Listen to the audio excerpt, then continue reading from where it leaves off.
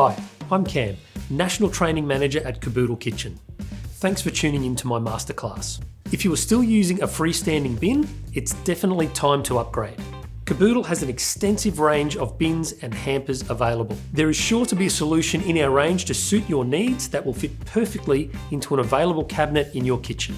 We have a 450mm cupboard that I'm using for the installation.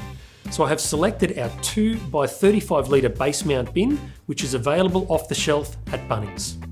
We've been to Bunnings and purchased the bin. This particular product has dual bins, which allows you to use one section for general waste and the other for recycling. Kaboodle have a variety of bins that range from a single bin unit all the way up to 4 bins in one unit. Fitting an integrated bin not only means that you are concealing the bin visually, but you are also concealing odour. They all come with a lid, so your cupboard won't smell either. This style of bin is also practical, as you can move food waste from your bench top directly into the bin, while also freeing up precious floor space.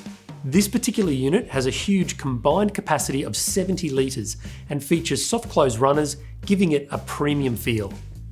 Each bin can be easily removed by lifting it straight out of the basket, making it easier to use the bin in other locations. So let's start installing.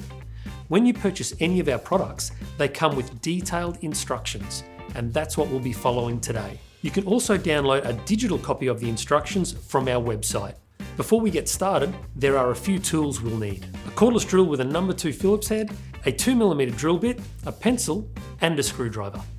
Firstly, we'll separate the runners from the basket assembly. Next, we complete the basket assembly by attaching the handle and brackets. Using the template, we mark the holes in the base of the cabinet, matching up the dotted line with the front edge of the cabinet and ensuring we are pushing the template against the side wall of the cabinet away from the hinges.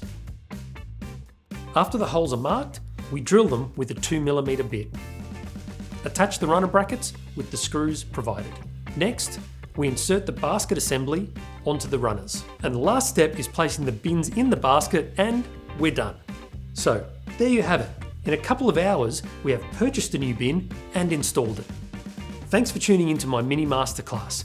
I hope I have inspired you to upgrade the bins in your kitchen.